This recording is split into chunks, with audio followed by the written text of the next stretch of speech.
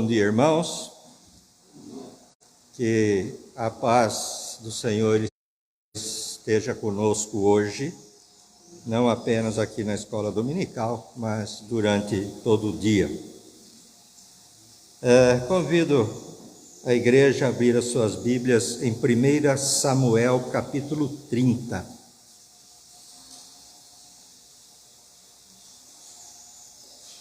Primeiro Samuel, capítulo 30.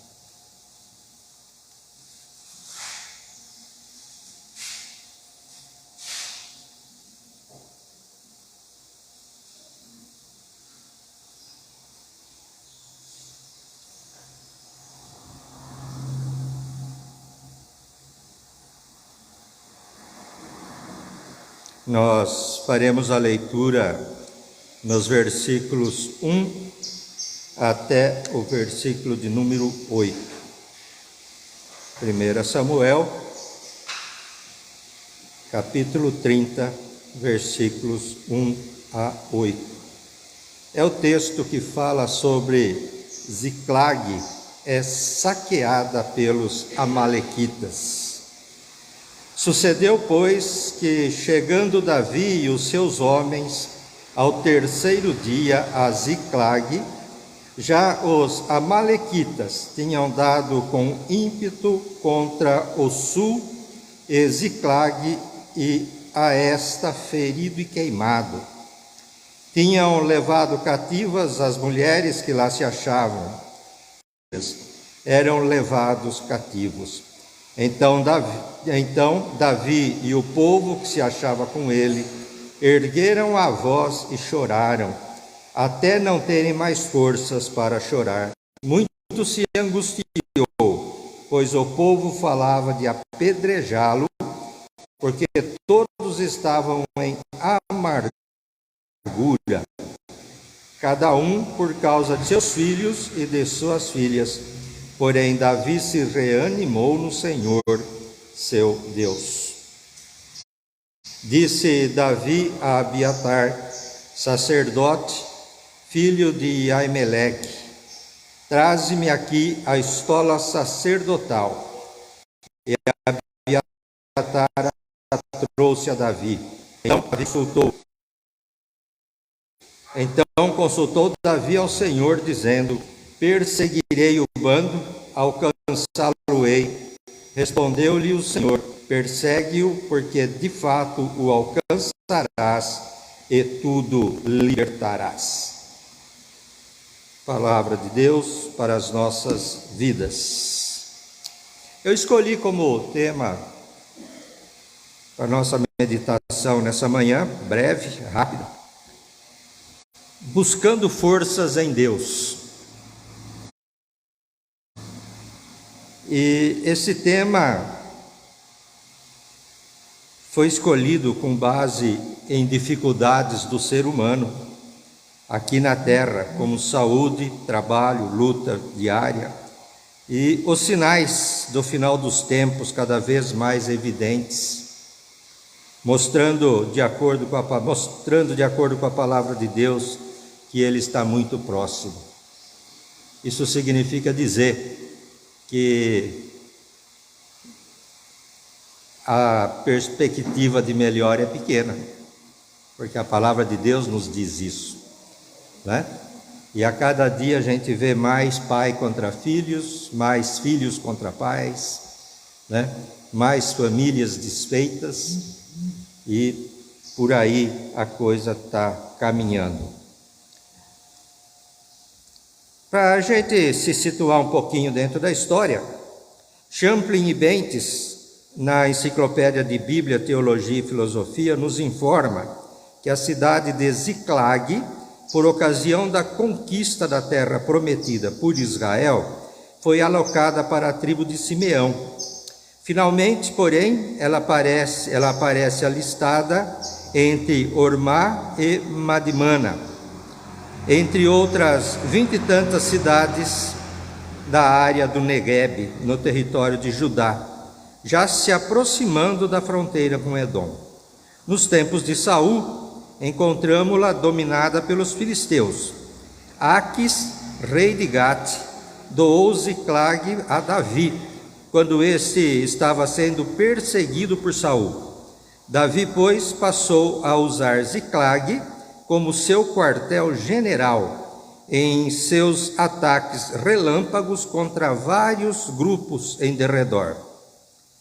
Essa é uma colocação, nessa enciclopédia que eu tenho usado bastante, porque tem trazido bastante esclarecimentos teológicos de diversas situações.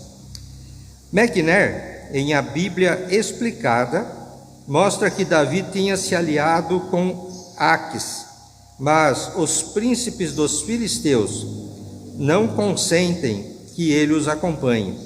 Por isso foi civilmente despedido. Mas ao regressar para Ziclag, seu quartel-general, ele fez uma medonha descoberta: a cidade queimada e todos os seus habitantes cativos, incluindo as duas mulheres de Davi. Que fazer então? Os homens de Davi não tinham outra proposta melhor do que apedrejar o seu chefe. Mas como podia a morte de Davi resolver este problema?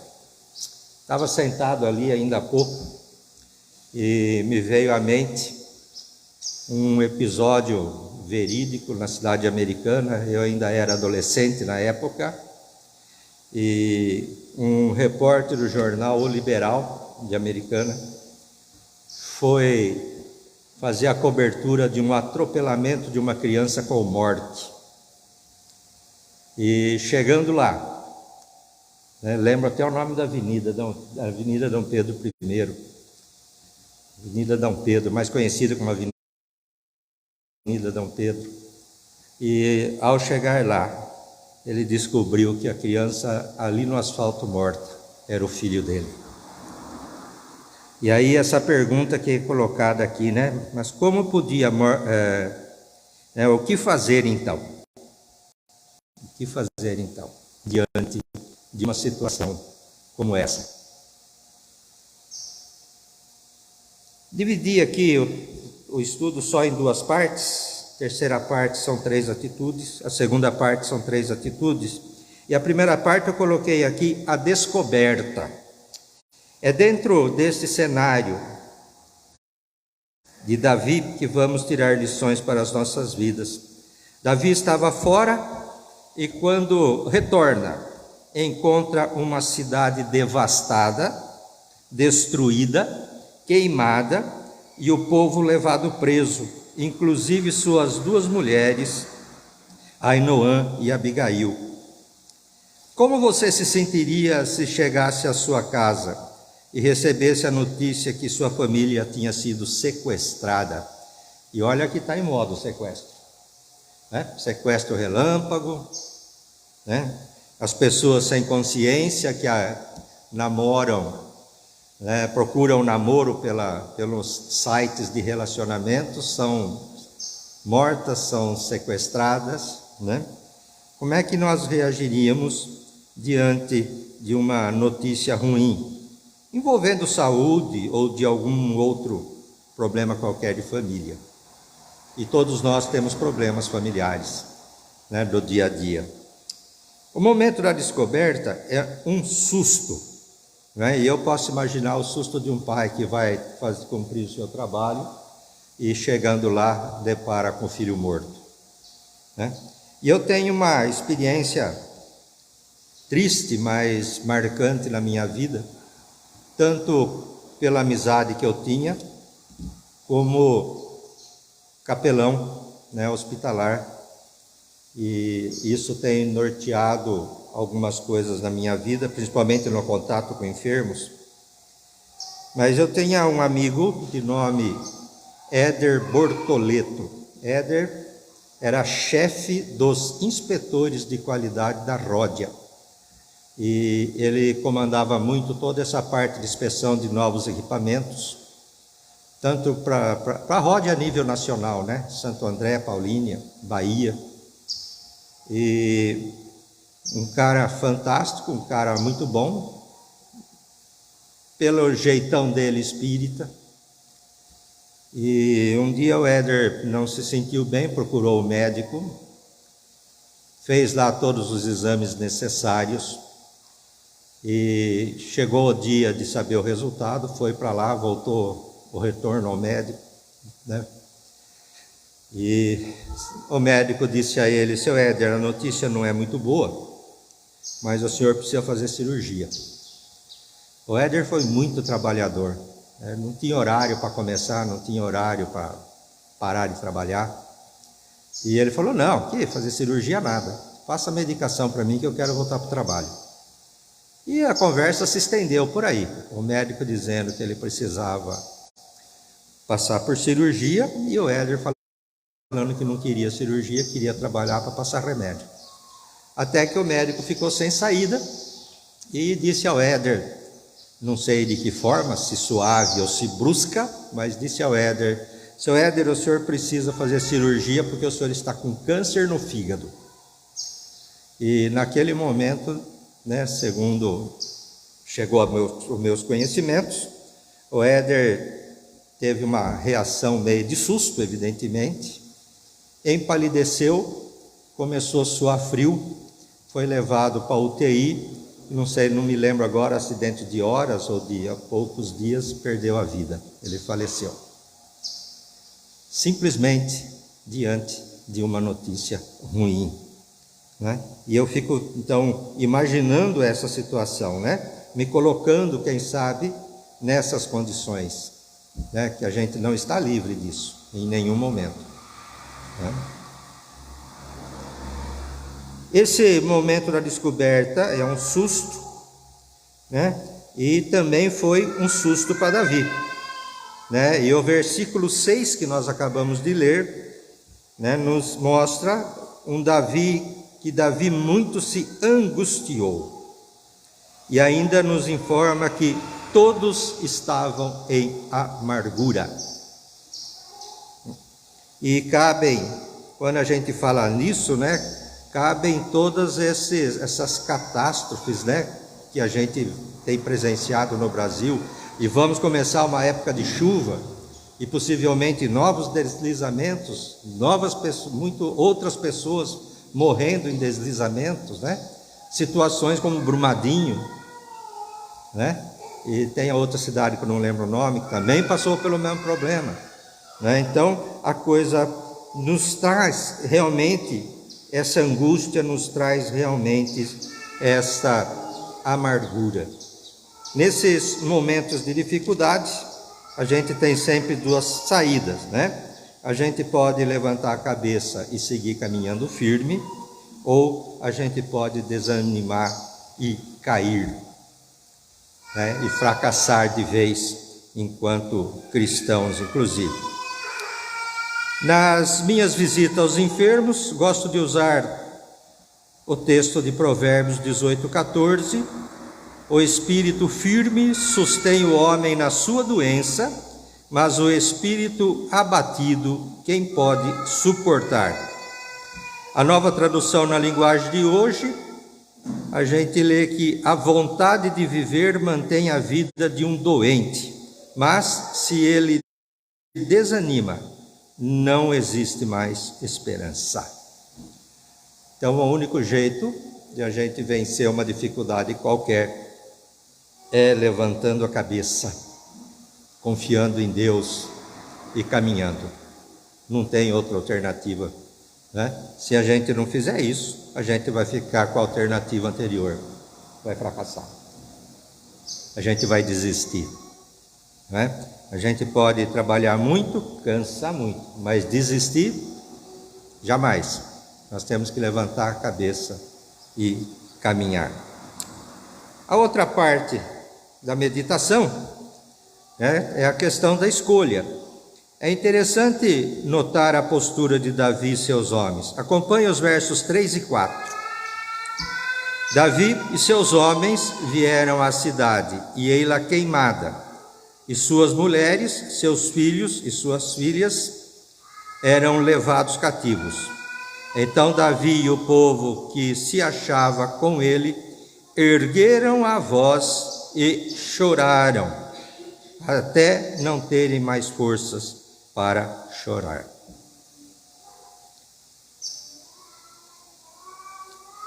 Aqui nós temos a atitude número 1. Davi e seus homens ergueram a voz e choraram. Reação normal do ser humano. Dependendo daquilo que está diante de nós. A primeira reação nossa no susto são as lágrimas. A amargura, a dor. Porque isso é natureza do ser humano. Nenhum acidentado que teve o braço amputado, na hora que amputou, vai falar: ah, que legal, perdi o braço. Pelo contrário, ele vai estar com dor, ele vai estar assustado.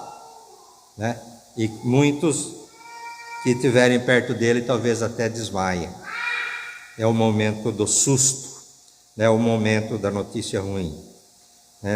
E Davi e os homens tiveram essa mesma atitude. Segunda atitude está no verso 6. Davi muito se angustiou, pois o povo falava de apedrejá-lo, porque todos estavam em amargura, cada um por causa de seus filhos e suas filhas. Essa é uma situação muito natural nossa, né? Quem fez isso? Foi ele.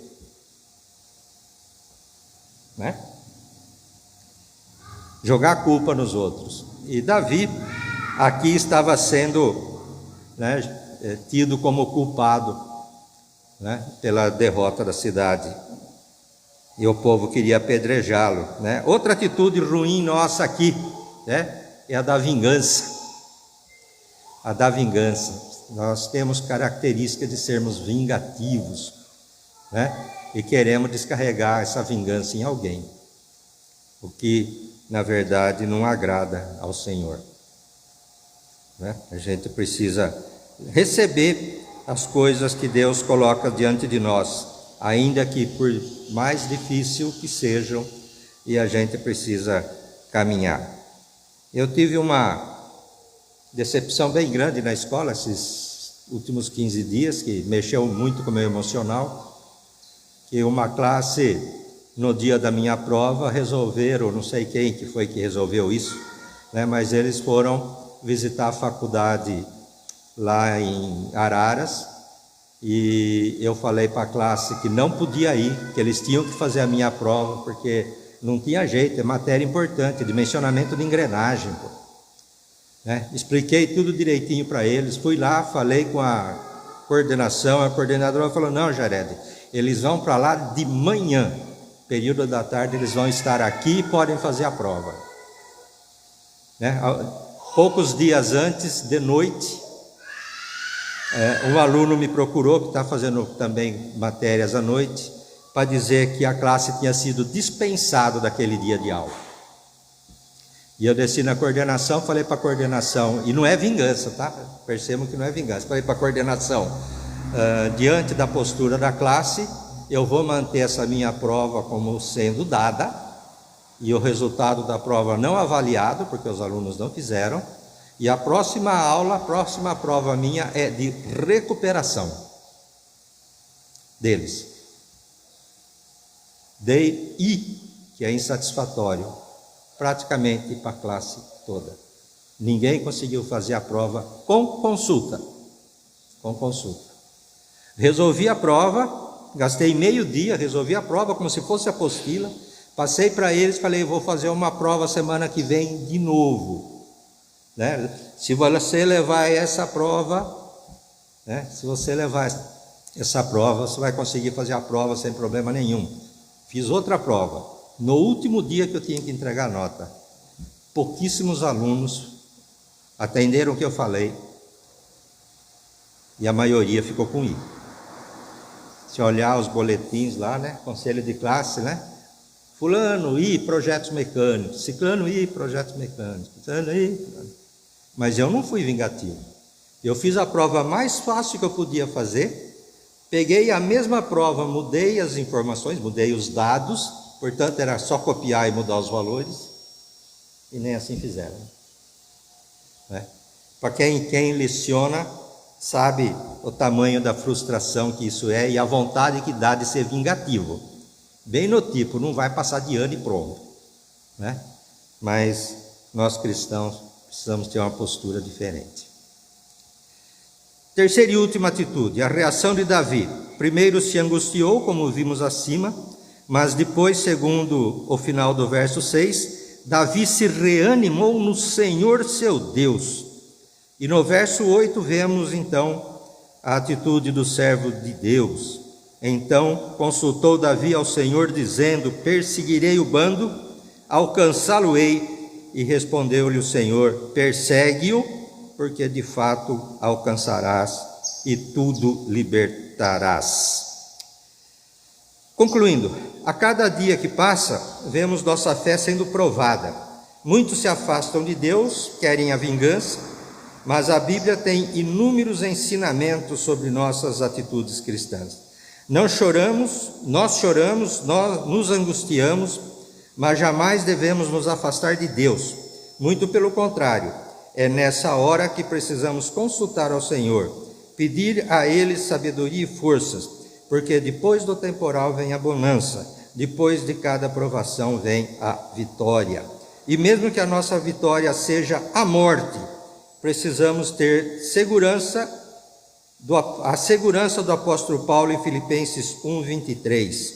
Ora, de um lado ou de outro, estou constrangido, tendo o desejo de partir e estar com Cristo, o que é incomparavelmente melhor. Então, por pior que seja a dificuldade, por pior que seja o problema, por pior que seja a enfermidade, por pior que seja o desemprego, nós precisamos confiar em Deus. Venha o que vier, porque na verdade estar com Cristo é muito melhor do que ficar passando todos esses problemas que nós na verdade vivemos aqui na terra. E eu concluiria aqui com esse cântico maravilhoso que nós acabamos de entoar, que é o Descansarei.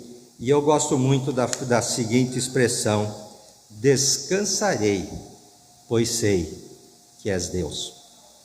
Que assim Deus nos abençoe e nos capacite para que nós realmente possamos descansar no Senhor. Vamos orar? Vamos nos colocar em pé? Pai, eu quero te dar graças por essa manhã, pela tua palavra lida e exposta, pela mensagem que o Senhor traz aos nossos corações. Nós clamamos a Ti, ó Deus, pelas nossas vidas, pelo nosso país, na verdade pelo mundo todo, porque sabemos que de acordo com a Tua palavra, a condição da terra é de ser pior a cada dia. Ainda que a gente queira solução para a criminalidade, ainda que a gente queira solução para a saúde, ainda que a gente queira solução, ó Deus, para tantas coisas que estão assolando a nossa nação, nós sabemos que a tendência é de piorar a cada dia, porque o mundo jaz no pecado, porque o povo brasileiro caminha errante diante de Ti. Que o Senhor possa, ó Pai, nos inspirar, Pai, nos encher com Teu Espírito Santo, para que possamos converter as pessoas ao Teu Evangelho e através das conversões, ó Deus, elas nos ajudarem a ter um Brasil melhor, um Brasil que vive segundo, ó Pai, a Tua vontade, segundo os Teus conselhos, e que assim o Senhor nos proteja, que assim o Senhor nos guarde. Prepara-nos para a escola dominical agora, que possamos aprender mais de Ti e que possamos ensinar também aos que não Te conhecem. Pedimos perdão para os nossos pecados e Te agradecemos por essa oportunidade, em nome de Jesus. Amém.